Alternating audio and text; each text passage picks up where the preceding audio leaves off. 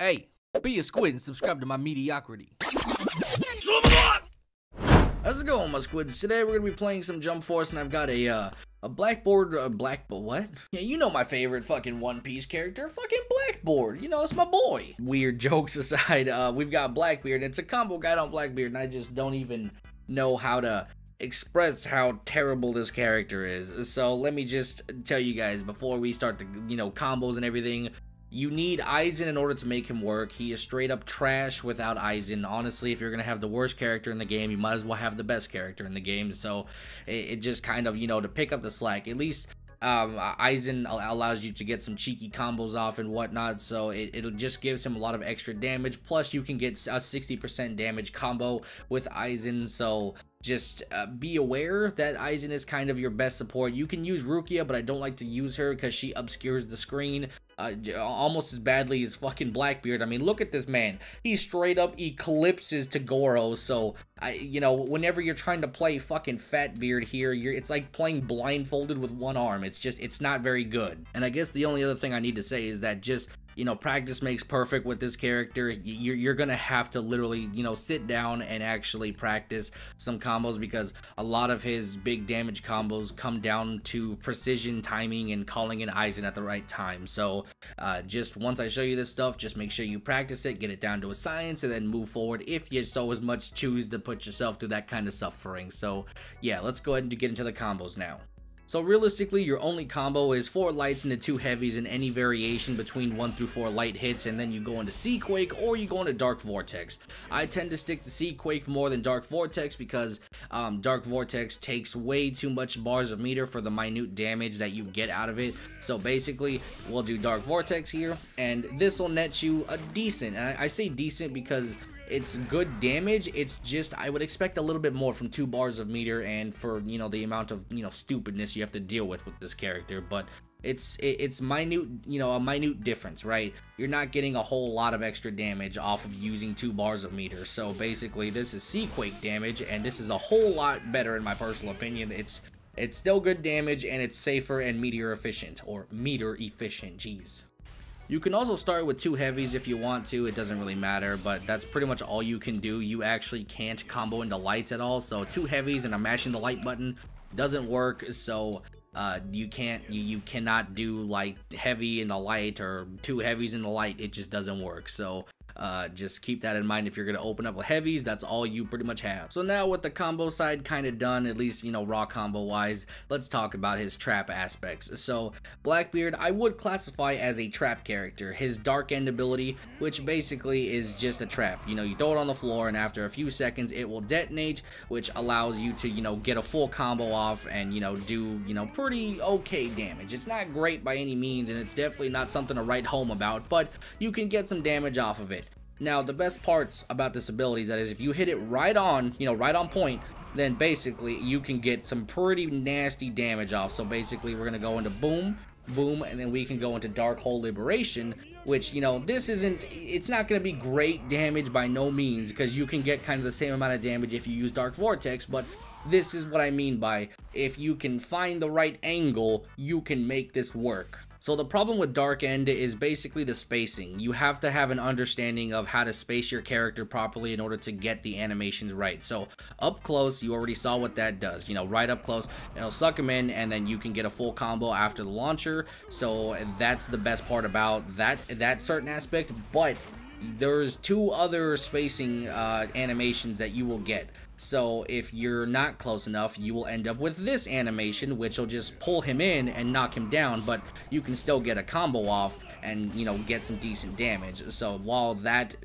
doesn't look very tasty, at least you got something off and you were able to get some damage on the board. So that's kind of the most important part. Honestly, I'm not even sure I would recommend using a finisher ability. I would just, if you can hit it, just go into 2 heavy or 3 heavies and then just do that, because that's the kind of damage you're getting and it saves you a bar of meter. So if you happen to get that animation where it doesn't suck them in fully and it just knocks them down, just go into 3 heavies and get some decent damage off. don't bother wasting, you know, Sea Quake or Dark Vortex. Just the bars of meter is not worth the damage. It doesn't scale very well, so just don't bother with it. And on the other side of this, basically, you can throw this on the floor and it works as a trap, so it won't pull him in because he's out of the distance. But what you can do is, you know, wait for the detonate, and then you can still go into a combo if you don't wait forever. But the cool part about this is that you can force your opponent to make some decisions that would work in your favor. So basically, let's just say he's blocking. You throw this on the floor. He's blocking, he's blocking, he's blocking. Oh shit, what do I do? Hey, guess what? Grab. I just get free shit. That's just me. I get free damage now because you're blocking in my shit. If you try and attack me at all, then you're gonna get knocked up, which leads into a full combo. So that's the great part about this ability, is that it forces your opponent to either block or dodge backwards, and if you predict the dodge, you can dash in and still, you know, either break their guard, or you can even just lead into a full combo if they try and press a button. That's the best part, is that they only have two options. You just have to choose which one. And if they choose the guard block one, then they're just dumb as fuck. If they choose the dash back, they can make it safe, at least with a support call in. But for the most part, it's still something that you can utilize to your advantage and force your opponent to make weird decisions that you can predict, and, you know, you can use it to your advantage.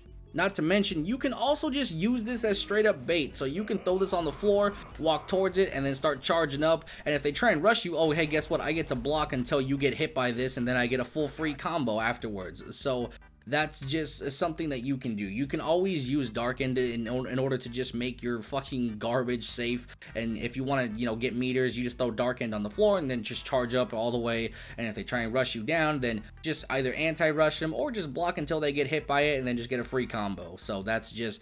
This is honestly his best ability because you can just do so much off of it. Not a lot of players on this game are gonna know how to deal with this, because they just, you know, who the fuck is using Blackbeard, first of all, and second of all, I think Blackbeard is like the only trap character in this game, so it's pretty rare to see a Blackbeard. But, you know, if you can make it work, you can make it work. So moving on past that, let's talk about the support combos. So basically, you do the same combo, 4 lights, 2 heavies, and then you call in iZam, right? And then you basically just go into 2 heavies again, and then Sea Quake. This will net you just about the same amount of damage as it would just doing the raw combo with Dark Vortex, at the expense, though, of, instead of an extra bar, you use your support, which I would much rather use my support than an extra bar, so that's just obviously 10 times better. Now, on the other side of the spectrum, you can do some interesting stuff as well, so you can basically call in iZam, and then you can go into this, and then you can put down Dark Vortex, and then they have no choice but to block. So, and if they block, you go into this, and then, you know, they get hit by a bunch of garbage, and that works out in your favor as well. Not to mention, there's other aspects that you can use as well. So if you want to use iZam, you know, you can do this, and then this will pull him in, and then you can still go into some bunch of stupid shit. So, for example, right, you basically do the same combo, call in iZam, and then you use Dark End, which will just evidently, if you can time it right, it'll suck him in, right, and then you can just do a dickload of damage, which is just, okay, hello, what the fuck, I didn't want you. Let's try that again. So, same combo, 4 lights, 2 heavies, call in iZam. Fuck! One more time, you asshole. Jesus. I'm getting real tired of you, iZam. God damn. Alright, there we go. And then we can still go into Dark Vortex, which, again, still doesn't net you a shit ton of damage. It's way too many bars a meter, but I'm just merely showing you what you can do with iZam support. And this is kind of why this is the... I'm gonna lose my fucking mind, bro. Anyway, the last combo I need to show you guys is basically the iZam fucking special. So basically what you're gonna do is you're gonna do the same combo, 4 lights, 2 heavies, and then you're gonna use Sea Quake and iZam at the same time, and then you're gonna use your ultimate right away. Now, this is a janky ass ability. Sometimes it hits, sometimes it doesn't. I don't really understand what makes it not hit, but this is your big damage right here. It's only about 40%, but if you can hit it awakened, it's about 60%. So you'll get a huge difference if you can hit it awakened. So I'm going to try and hit it for you guys so that way you guys can see the big damage. So the key to this is, again, the same thing. You absolutely have to hit iZam and Sea Quake at the same time and then use your ultimate. That is the only way that this works. If you mistime it at all, it misses. But again, it still should hit all the time. But that's the highest damaging combo I have found with Blackbeard, and that's kind of it. there's not really much else or to fucking tell you. That's as good as it gets, bro. You can get fancy with iZen support, but other than that, you're not really getting a whole lot, you know what I'm saying? So I just don't recommend, playing Blackbeard without at least practicing a good amount of hours, because I'm telling you right now, you're gonna rip out your fucking hair, bro, if you try and fucking play iZen, or not iZen, if you try and play Blackbeard. You really just have to get used to his really just wonky ass kits. So I don't know, bro. Just be careful and don't overestimate anybody or underestimate them either. Just be careful. So yeah, that's kind of it for today's video. Hopefully you guys enjoyed it, and I will talk to you guys in the next video. Bye-bye.